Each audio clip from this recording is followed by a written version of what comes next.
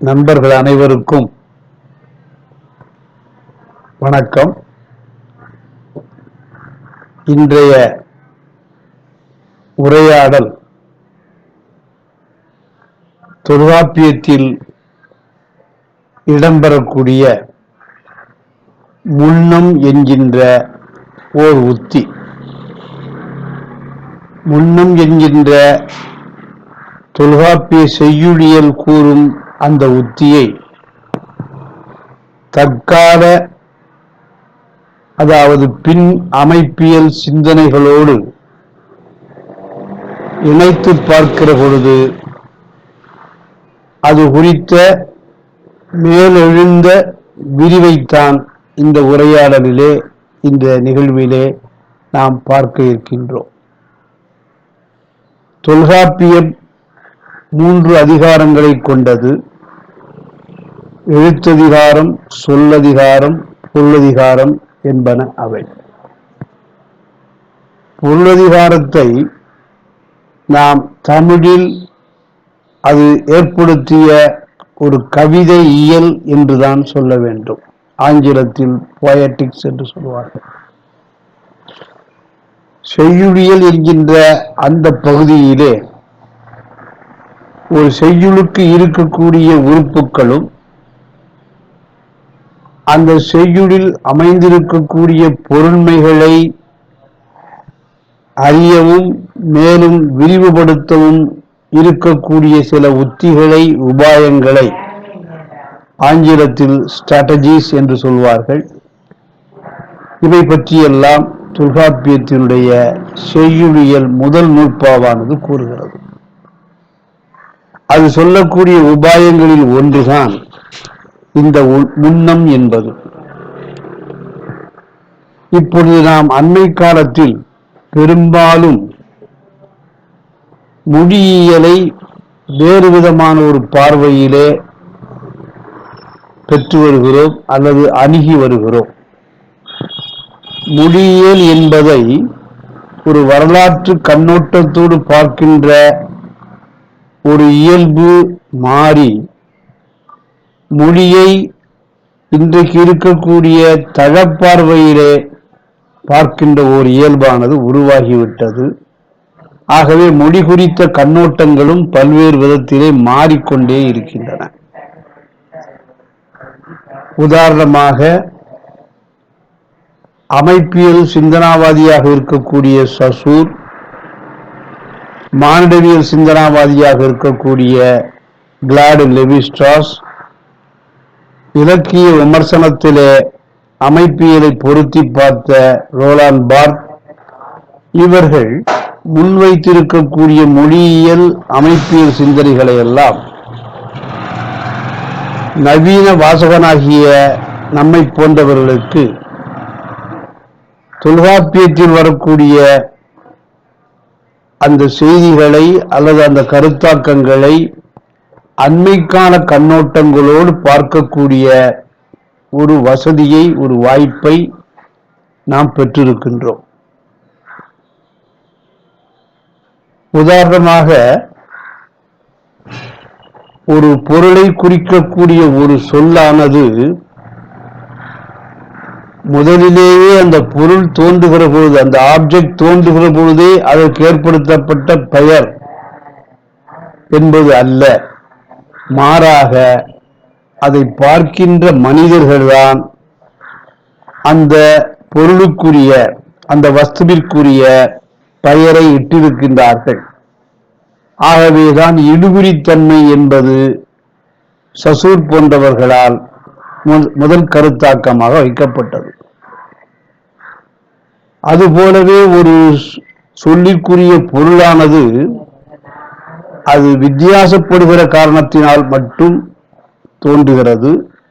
மேலும் அந்த பொருண்மையானது மாறி மாறி தாண்டி தாண்டி சென்று கொண்டே இருக்கின்றது போன்றவற்றையும் சொன்னார்கள்.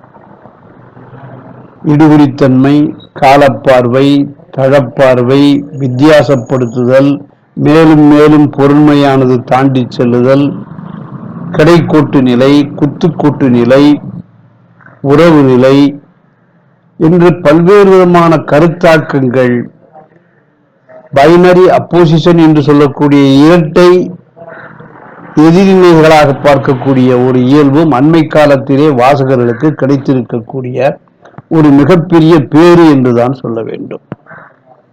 இந்த அடிப்படையிலே தோன்றியதுதான் ஒரு சொல்லாக இருந்தாலும் சரிதான், அல்லது ஒரு தொடராக இருந்தாலும் சரிதான், அல்லது ஒரு முழு பணுவலாக, அது கவிதையாக இருக்கலாம், நாவலாக இருக்கலாம், சிறுகதையாக இருக்கலாம், நாடகமாக இருக்கலாம், அதை ஒரு பிரதியாக கொண்டால், ஒரு பணுவலாக கொண்டால், இப்படி சொல், தொடர், ஒரு முழுமையான பிரதி, இவை எல்லாமே ஒரு பொருளைத்தான் தரும் என்பது இல்லை. மாறாக பல்வேறு விதமான வாசிப்பு நிலையிலே வெவ்வேறு விதமான பொருள்கள் தரக்கூடும். plurality of the meanings என்று சொல்வார்கள். பல்வேறு விதமான பன்முகத்தன்மை வாய்ந்திருக்கக்கூடிய பொருண்மைகள். இந்த ஒரு அமைப்பியல் தோற்றுவித்த சிந்தனையோடு பின்னாலே வரக்கூடியவர்கள், அது ஜாக் டெரிடாவாக இருக்கலாம், அல்லது லகானாக இருக்கலாம், அல்லது மேற்கொண்டு ரோலாண்ட் பார்த்தே அமைப்பியல்வாதியாக இருக்கக்கூடியவர்கள் பின் அமைப்பியல்வாதியாக மாறுகிற பொழுது அவர்கள் கொடுத்திருக்கக்கூடிய சிந்தனைகளாகட்டும், இதனுடைய அடிப்படை தன்மை என்பது ஒரு பணுவலுக்கு அல்லது ஒரு பிரதிக்கு ஏக பொருள், ஒற்றை பொருள் தன்மைதான் உண்டு என்பது மறுக்கப்பட்டு மாற்றப்பட்டு அவற்றிற்கு பன்முகத்தன்மையை, பன்முக பொன்மை தளங்களை கொடுக்கக்கூடிய ஒரு கால சூழல் வந்தது. இதுதான், இந்த அடிப்படைதான் ஒரு சொல்லுக்கு பன்முக பொருளை கொடுக்கலாம் என்கின்ற ஒரு அடிப்படை தன்மை தோன்றிய பின்னாலே தொல்காப்பியம் ஏற்கனவே சொல்லி இருக்கக்கூடிய அந்த கவிதைக்கு பொருள் காணக்கூடிய உத்திகள் என்று நாம் சொன்னோம் அல்லவா, அவற்றிற்கும் ஒரே ஒரு பொருள்தான் உண்டு என்பதை மறுத்துவிட்டு அல்லது மாற்றிவிட்டு அவற்றிற்கு வேறு பன்முகப் பொருளை கொடுக்கலாம். இந்த பின்புலம்தான் தொல்காப்பிய பொருளதிகாரத்திலே வரக்கூடிய முன்னம் பற்றிய ஒரு உத்தியை பன்முக கண்ணோட்டத்தோடு பார்க்க வேண்டும் என்கின்ற ஒரு நினைப்பை எனக்கு ஏற்படுத்தியது. சரி, இப்ப முன்னம் அப்படிங்கிறதுக்கு தொல்காப்பியத்திலே வரக்கூடிய அந்த செய்யுளியிலே என்ன விளக்கம், என்ன நூற்பா அர்த்தத்தை தருகிறது என்று பார்ப்பதற்கு முன்னாலே அந்த நூற்பாவை நாம் தெரிந்து கொள்ள வேண்டும். இவ்விடத்து இம்மொழி இவர் இவர்க்கு உரிய என்று அவ்விடத்து அவரவர்க்கு உரைப்பது முன்னம். முன்னம் என்பது தொல்காப்பியத்திலே கூறியிருக்கிறபடி பார்த்தால் ஒரு கவிதையிலே அது கவிதையோடு தொடர்புடையது என்றுதான் நமக்கு யோசிக்க தோன்றும். ஒரு கவிதையிலே பல்வேறு விதமான குரல்கள் ஒலிக்கலாம். உதாரணமாக அந்த படைப்பாளி என்று சொல்லக்கூடிய ஆசர் அவருடைய மொழியை, அந்த கவி மொழியை கவிதையிலே உருவாக்கி வெளித்தந்திருப்பார், புலப்படுத்தி இருப்பார். அந்த கவி சொல்லி மொழியானது, அந்த குரலானது அவர் காலத்திலே இருக்கக்கூடிய அரசவை சார்ந்தவர்களுக்கோ அல்லது பொதுமக்கள் யாருக்காவது அந்த குரலானது சென்று சேர்ந்திருக்கும்.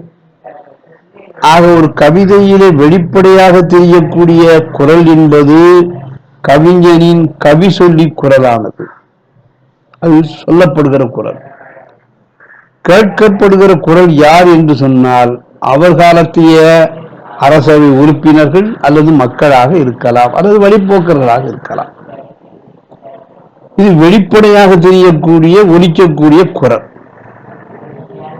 அது போலவே சங்க காலத்திலே அகப்பாடல்களிலே அந்த கவிதைக்குள்ளேயே ஒரு சொல்லக்கூடிய ஒரு குரலும் ஒரு கேட்கக்கூடிய ஒரு குரலும் இருக்கும். உதாரணமாக தோழியானவள் தலைவியை பார்த்து தலைவியிடத்து கூறியிருக்கலாம், அல்லது தோழியானவள் தலைவனிடத்து கூறியிருக்கலாம். அப்ப சொல்லக்கூடிய குரல் என்பது தோழி. அந்த குரலை கேட்கக்கூடியது யார் என்று கேட்டால் அது தலைவியாக இருக்கலாம் அல்லது தலைவனாக இருக்கலாம். அப்ப அந்த சொல்லக்கூடிய குரலுக்கும் கேட்கக்கூடிய குரலுக்கும் அதை பேசக்கூடிய மனிதர்களுக்கும் இடையிலே இருக்கக்கூடிய அந்த தன்மைகள், சொல்லக்கூடிய முறைமைகள், அது பற்றி சொல்லக்கூடிய ஒரு உத்தி உபாயம்தான் முன்னம் என்பது.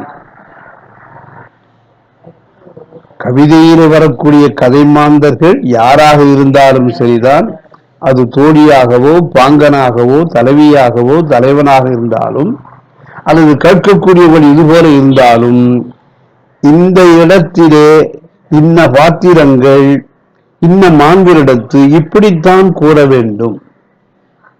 ஒரு விதி மாதிரி. ஏனென்றால் எல்லாரும் எல்லா பொருளையும் எல்லோரிடத்தும் சொல்ல முடியாது. நாம இப்ப சில நாட்டார் கதைகள் இருக்கும், பாலியல் சார்ந்திருக்கக்கூடிய கதைகளை பெண்கள் நிறைந்திருக்கக்கூடிய அவையிலே பெண்கள் சொல்ல முடியும், ஆண்கள் நிறைந்திருக்கக்கூடிய அவையிலே ஆண்கள் சொல்ல முடியும். ஆனால் ஆண்கள் நிறைந்திருக்கக்கூடிய அவை அல்லது பெண்கள் நிறைந்திருக்கக்கூடிய அவையிலே வேறு மாற்றுப்பாளார் அந்த கதையை சொல்ல முடியாது. இது மாதிரியான ஒரு விதிதான் அகப்பாடல்களிலே இன்ன கதை மாந்தர்கள் இந்த இடத்திலே இப்படிப்பட்ட செய்திகளை இன்னாரிடத்தில் சொல்ல முடியும். மீண்டும் நான் அந்த நூற்பாவை சொல்கிறேன். இவ்விடத்து இம்மொழி இவர் இவர்க்கு உரிய என்று அவ்விடத்து அவர் அவர்க்கு உரைப்பது முன்னம். இப்போ இந்த நூற்பாவினுடைய அது தரக்கூடிய கருத்தை வாசகனாகிய நான் மனதிலே வாங்கிக் கொண்டேன். எப்பொழுதுமே நாம் நம்முடைய கருத்தை மனதிலே உள்வாங்கிக் கொண்டு வெளிப்படுத்துவதற்கு முன்னால் அது பற்றிய பிற சிந்தனையாளர்கள் என்ன கருத்தினை சொல்லி இருக்கிறார்கள், முன்வைத்திருக்கிறார்கள் என்பதை நாம் அவசியம் காண வேண்டும். தொல்காப்பியத்திற்கு உரை எழுதியவர்கள், அல்லது நான் இப்படி சொல்கிறேன், தொல்காப்பியம் என்று சொல்லக்கூடிய ஒரு பிரதியை, அந்த பணுவலை படித்தவர்கள் பலராக இருக்கிறார்கள். அதில் முதன்மையாக இருக்கக்கூடியவர் தான் உரையாசிரியர் என்று அழைக்கக்கூடிய இளம்பூரணர். இந்த இளம்பூரணர் என்று சொல்லக்கூடிய உரையாசிரியர் இந்த முன்னம் அப்படிங்கிறது என்ன சொல்றாரு சொன்னா, அது செய்யுளினுடைய ஒரு உறுப்பு என்கிறார். எப்படி ஆசிரியப்பாவிற்கு அல்லது வெண்பாவிற்கு இலக்கணம் வகுக்கிற பொழுது சில விதிகளை உறுப்புகளை நாம் சொல்வோம் அல்லவா, அதுபோலவே சங்க காலத்திலே அகப்பாடல்களுக்கு இருக்கக்கூடிய ஒரு உறுப்பு என்று முன்னத்தை அவர் சொல்கிறார். அவர் ஒரு வகையான வாசகர், முதல் வாசகர், தொல்காப்பிய பணுவலை படித்த முதல் வாசகர். இரண்டாவதாக நான் எந்த வாசகனை தேர்ந்தெடுக்கிறேன் என்று சொன்னால், நச்சினார்க்கினியர் என்று சொல்லக்கூடிய ஒரு வாசகரை நான் எடுத்துக்கொள்கிறேன். சொல்லக்கூடியவர் கேட்கக்கூடியவர் என்கின்ற இரண்டு குரல்களை மனதிலே வைத்துக் கொண்டு ஊடக கொள்கை, ஊடகவியலாளருடைய ஒரு கொள்கை ஒன்றை நச்சினார்க்கினியர் பயன்படுத்திக் கொள்கிறார். அந்த காலத்திலே ஊடகங்கள் அதிகமாக இல்லாவிட்டாலும் ஒருவர் ஒரு இடத்து இன்னொருவரிடத்து ஒரு கருத்தை பேசுகிறார் என்று சொன்னால் எதுவுமே இல்லாமல் அவரால் அதிக நேரம் உரையாட முடியாது. ஆகவே சொல்லக்கூடியவன் மனதிலே ஏதாவது ஒரு செய்தியை வைத்துக் கொண்டு தன் முன்னாலே நிற்கக்கூடிய இன்னொருவருக்கு அந்த செய்தியை கூற வேண்டும். முன்னத்தை அழகாக புரிந்து கொண்டு சொல்வோன் அல்லது கூறுவோன் ஏதாவது ஒரு கருத்தை வைத்துக் கொண்டுதான் கேட்பவனிடத்தில் கூறுகிறார். செய்தி என்கின்ற ஒன்றை இங்கே நச்சினார்க்கினியர் உறுப்பு என்பதிலிருந்து வேறுபட்டு இன்னொரு புதிய விஷயமாக கூறுகிறார். இது வளர்ச்சி நிலை. மூன்றாவதாக வரக்கூடிய ஒரு வாசகராக, தொல்காப்பிய இந்த முன்னன் நூற்பாவை வாசித்த ஒரு வாசகராக நான் யாரை எடுத்துக் கொள்கிறேன் என்று சொன்னா,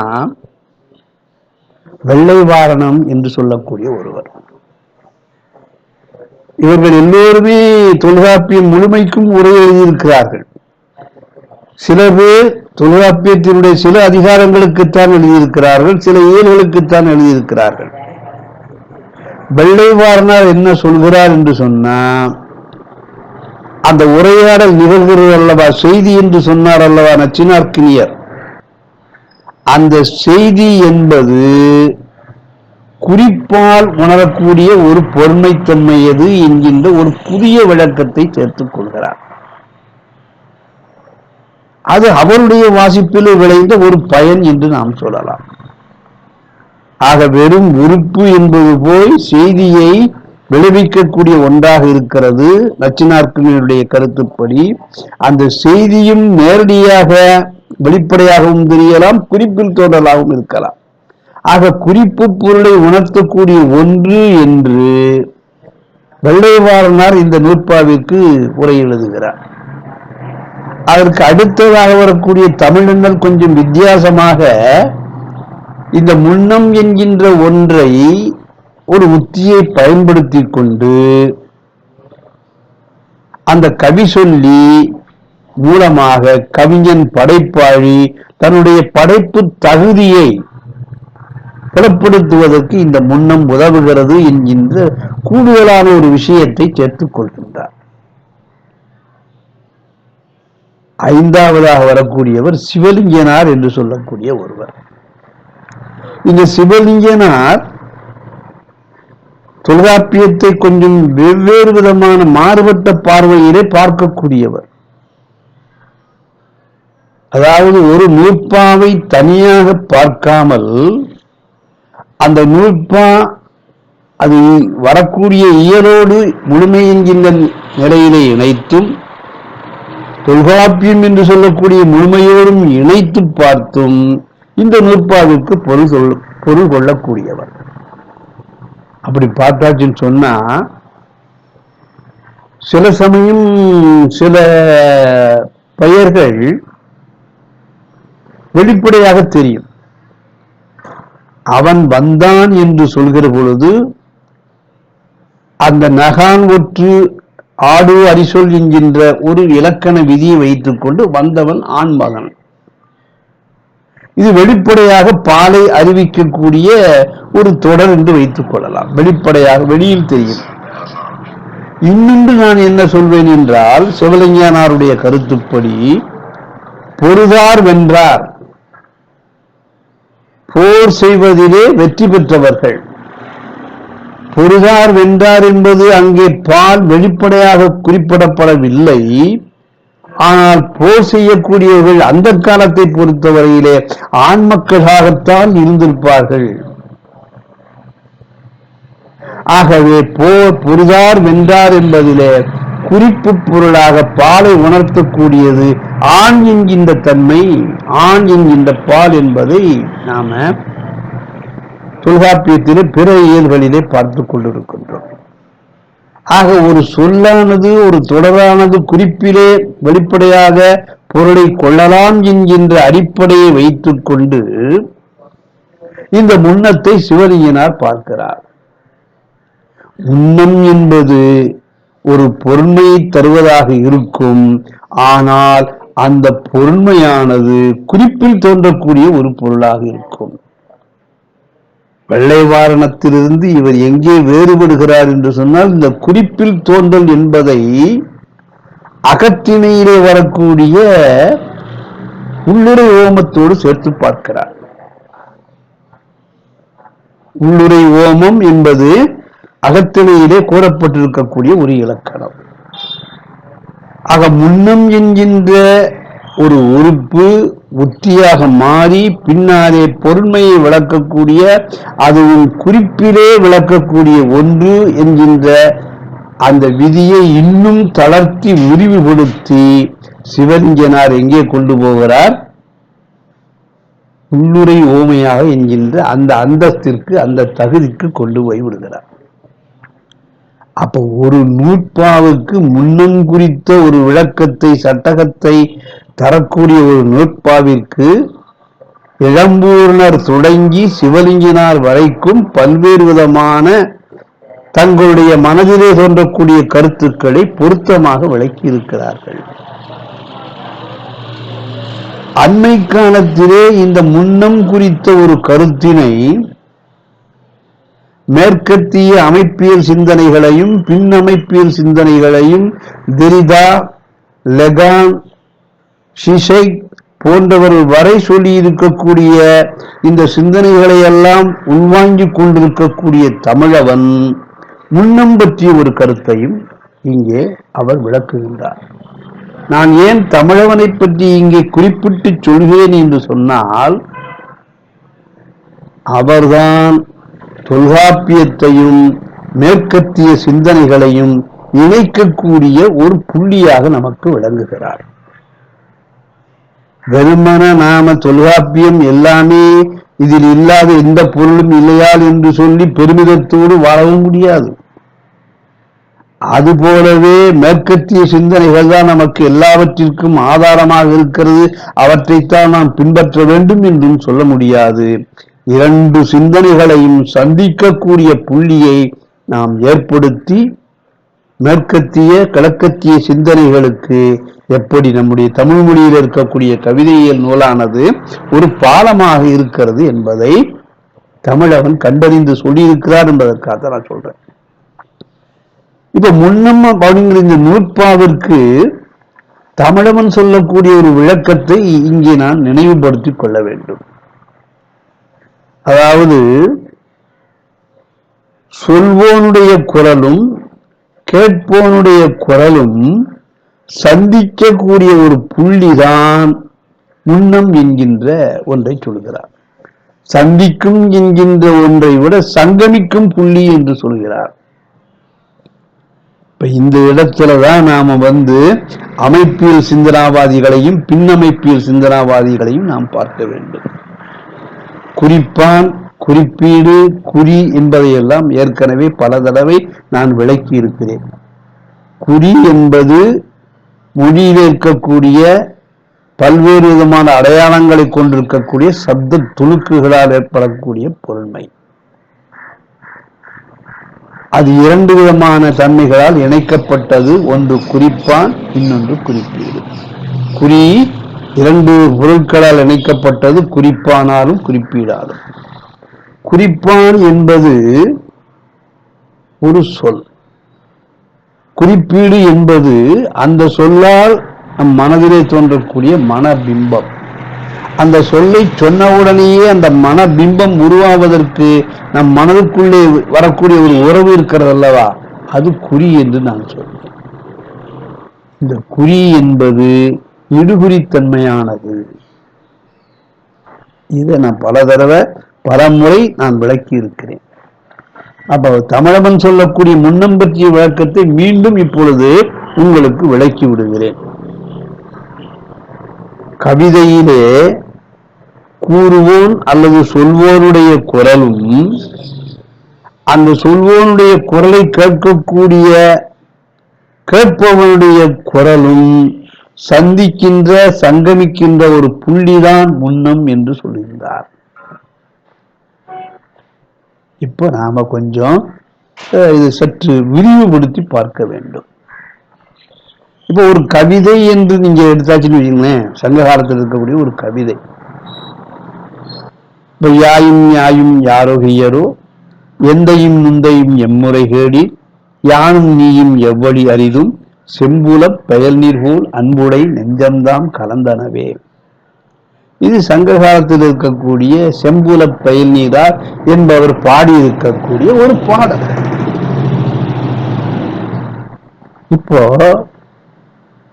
ஒரு சின்ன ஒரு ஒரு இடையீடு மாதிரி ஒரு சின்ன செய்தி சொல்ல போகிறேன்.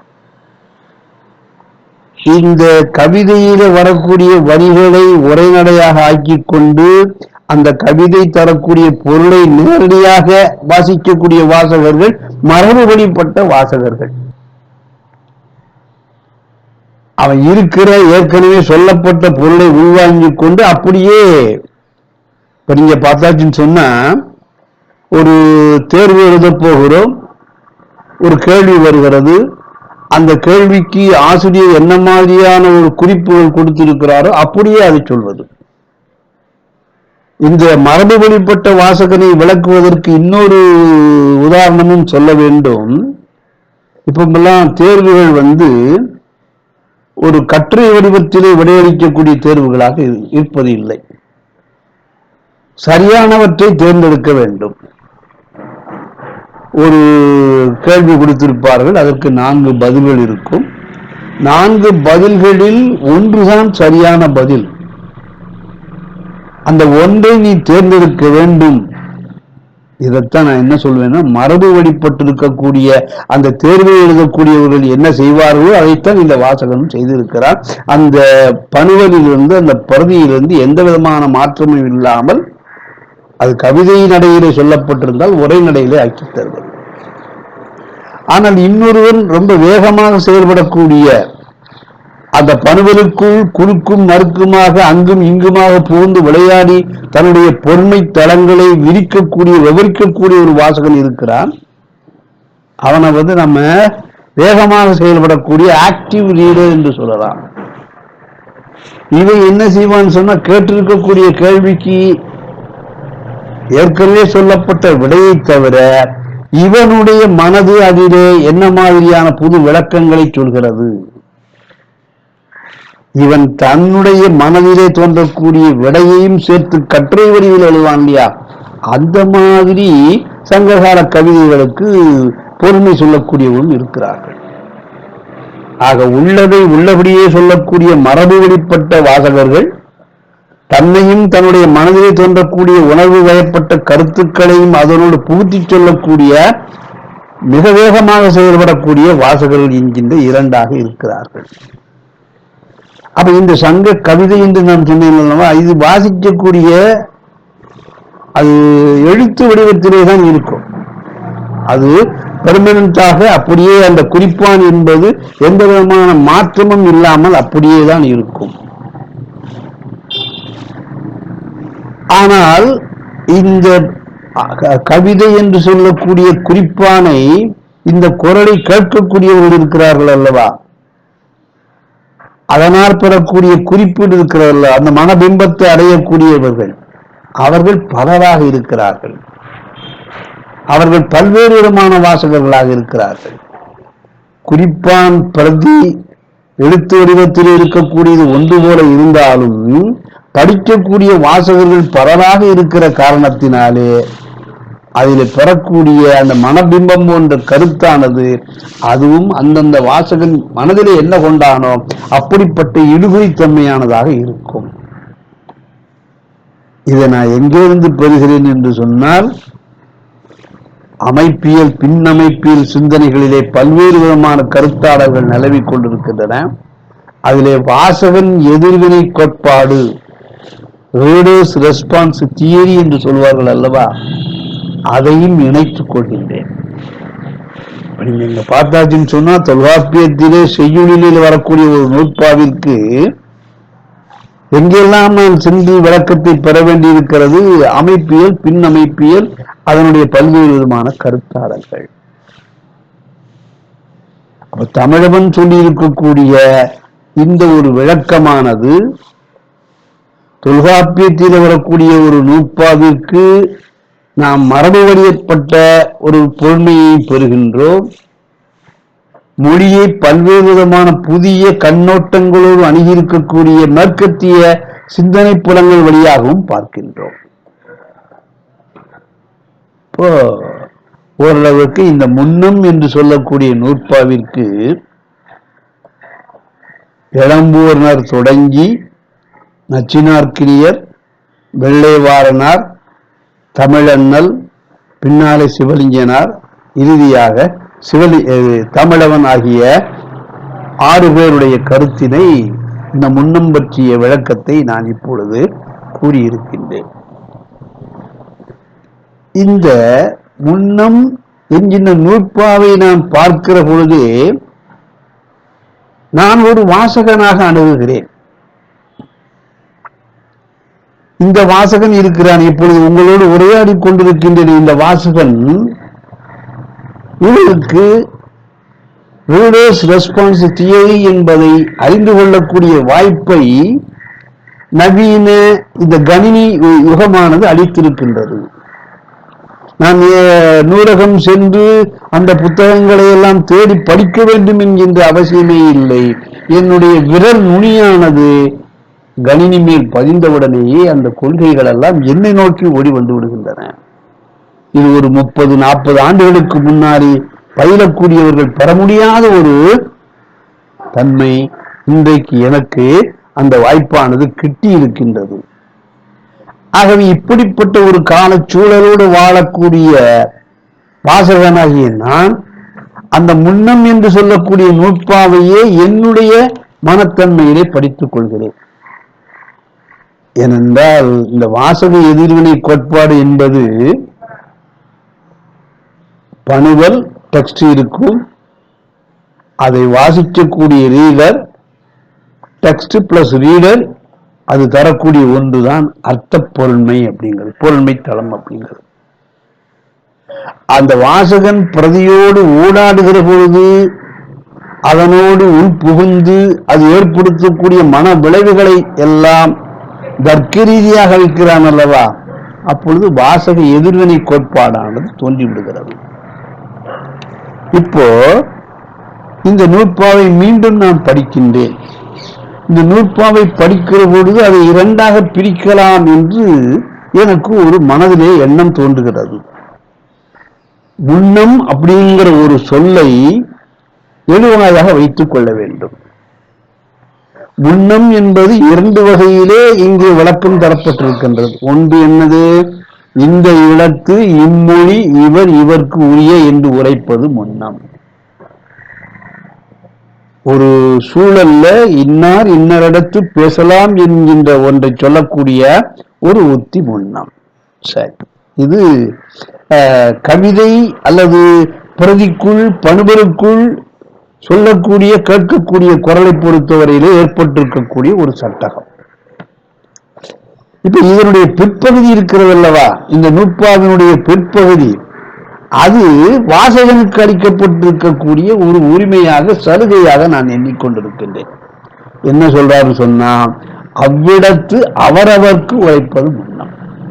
அந்த சொல்லக்கூடிய குரலையும் கேட்கக்கூடிய குரலையும் கேட்கிறான் அல்லவா, அல்லது அந்த பிரதியிலே வாசிக்கிறான் அல்லவா, அந்த வாசகன் பெற்று சொல்லக்கூடிய ஒன்றை முன்னம் என்று தொல்காப்பிய நூற்பாவினுடைய 2ஆம் பகுதி விளக்கி விடுகிறது.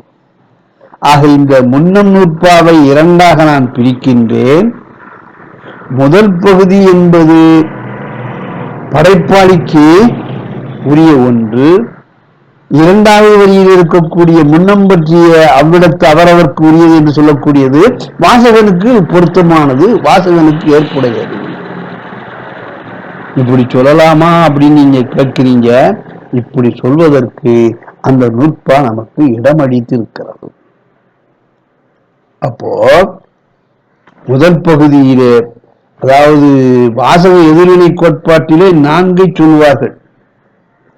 ஒன்று படைப்பாளியை மையப்படுத்தி நீங்கள் சொல்லலாம், அல்லது அந்த படைப்பு என்று சொல்லக்கூடிய டெக்ஸ்ட் இருக்கிறது அல்லவா, அதை மையமாக வைத்துக் கொண்டு நீங்கள் சொல்லலாம், அல்லது அந்த படைப்பு எழுதப்பட்ட கால சூழல் இருக்கிறது அல்லவா, அதை மையமாக வைத்துக் கொண்டு சொல்லலாம், அல்லது அந்த படைப்பை வாசிக்கிறான் அல்லவா வாசகன், அவனை மையப்படுத்தி சொல்லலாம்.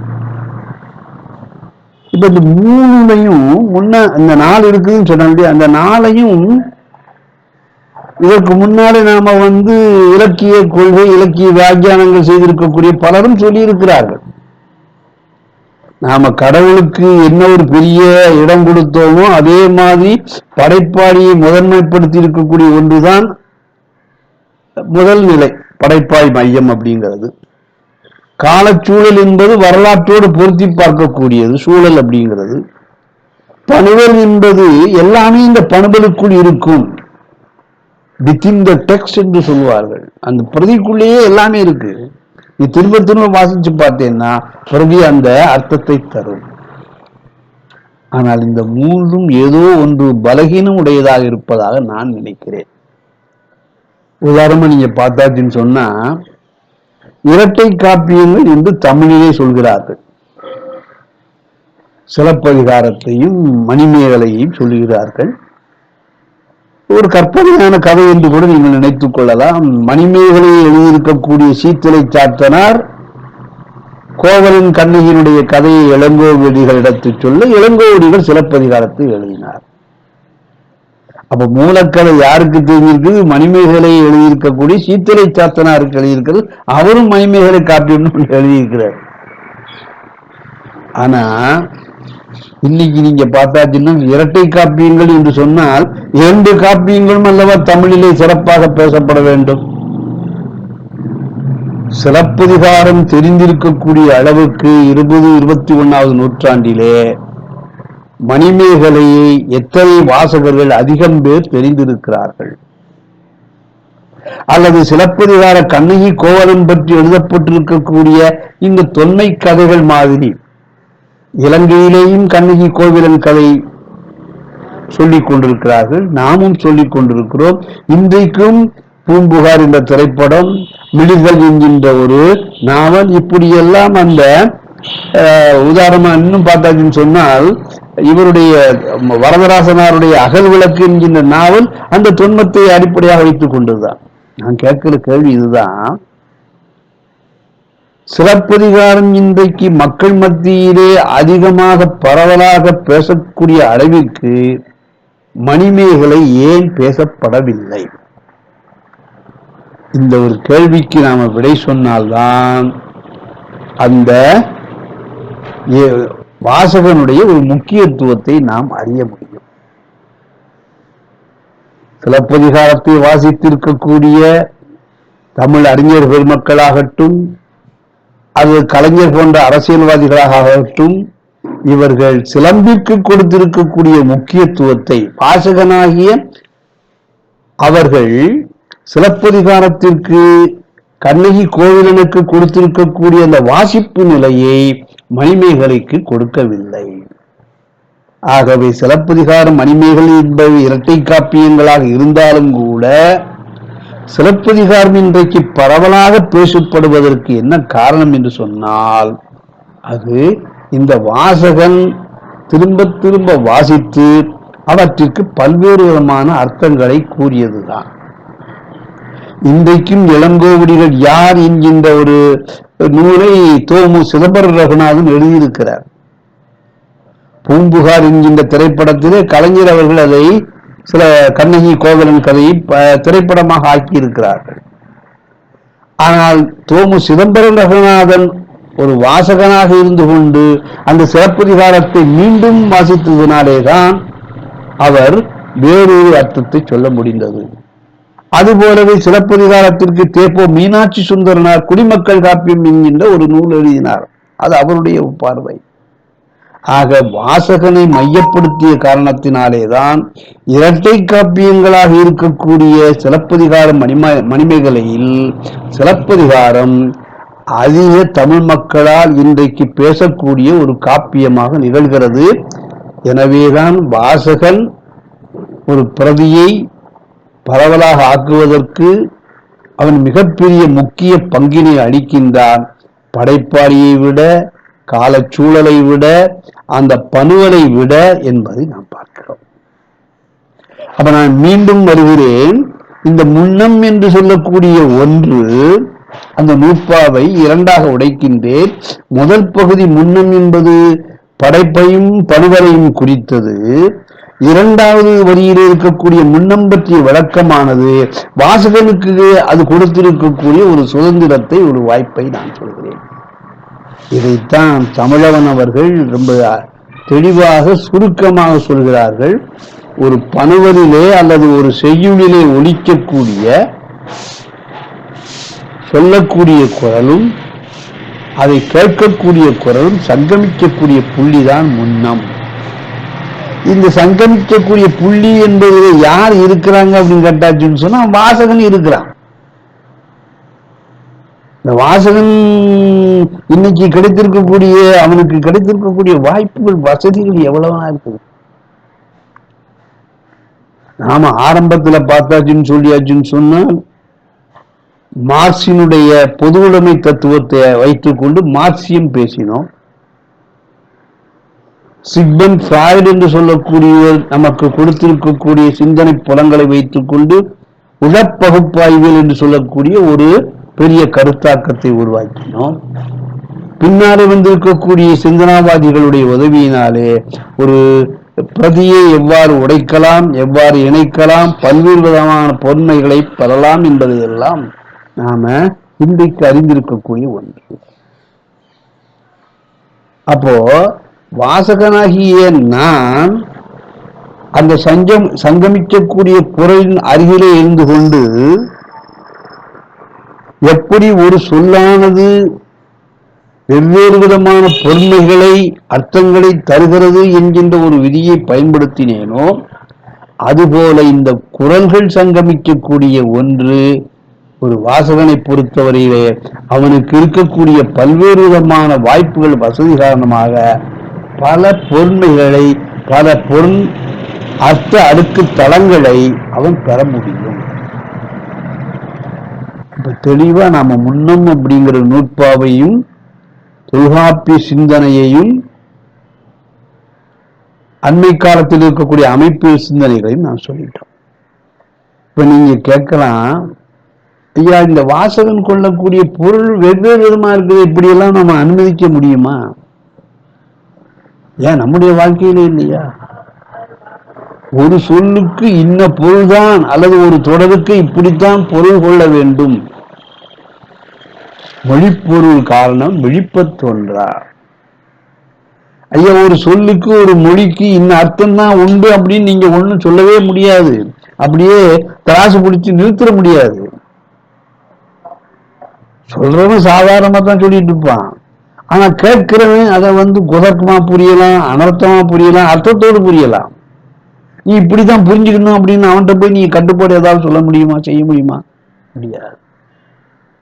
ஆகவே அந்த சொல்லுக்கு இருக்கக்கூடிய பொருளை பெறக்கூடிய வாசகனுக்கு என்ன உரிமை இருந்ததோ அது போலவே ஒரு செய்யுளிலே கேட்கக்கூடிய சொல்லக்கூடிய குரல்கள் சங்கமிக்கக்கூடிய இடத்திலே என்ன பொருளை இதற்கு கொடுக்கலாம் என்பதை வாசகனுடைய ஒரு பெரிய சுதந்திரமாக நாம் குறித்துக் கொள்ள வேண்டும்.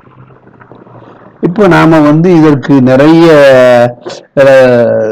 சங்ககால கவிதைகளும் இருக்கின்றன, அண்மை காலத்திலே வந்திருக்கக்கூடிய கதைகளும் இருக்கின்றன. அடிப்படைத்தன்மை என்பது ஒரு பிரதி என்பது ஏகமுகமாக ஒரு பொருளைத்தான் தர வேண்டும் என்பது இல்லை. அது பல பொருள்களை தரக்கூடியது. பல பொருள்களை தரக்கூடிய ஒன்று பல்வேறு விதமான குணங்களை பெற்றிருக்கக்கூடிய வாசகனால் தான் முடியும். இது அடிப்படையில் வைத்துக் கொள்ள வேண்டும். நான் சொன்ன யாயும் யாயும் யாரோ உயரோ எந்தையும் நுந்தையும் எம்முறைகளில் அப்படிங்கிறதுல செம்புற பெயர் நீர் போல் அன்புடை நெஞ்சம்தாம் கலந்தனவே. செம்மண்ணிலே விழக்கூடிய அந்த மழை நீர் பட்டபோடவே மண்ணினுடைய இறுக்கமான தன்மை மாறி மழையினுடைய வெண்தன்மை நிறமும் மாறி இரண்டும் கலந்து ஒரு நிறமாக மாறுகிறது. இந்த இடத்திலேதான் செம்மண்ணும் மழை நீரும் கலந்து செந்நீராக மாறுகிறது என்று நான் சொல்கிறேன் அல்லவா?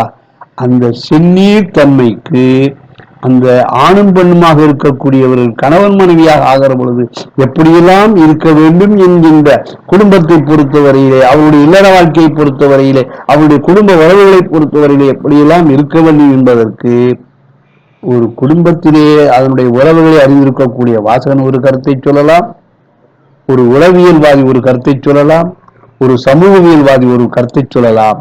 ஆக இப்படி ஒரு பணுவலுக்கு, ஒரு சங்கச் செய்யுளுக்கு அதில் ஒலிக்கக்கூடிய குரலை கேட்கக்கூடிய வாசகனாகிய அவன் பல்வேறு விதமான பொருள்களை சொல்வதற்கு வாய்ப்பு தரக்கூடிய ஒன்றுதான் இந்த முன்னம். இதை தற்கால இலக்கியங்களில் நாவலுக்கும் சிறுகதைக்கும் பின் வேறொரு சந்தர்ப்பத்திலே சொல்வேன் என்று சொல்லி இந்த உரையைத்தோடு நான் நிறைவு செய்திருந்தேன். நன்றி.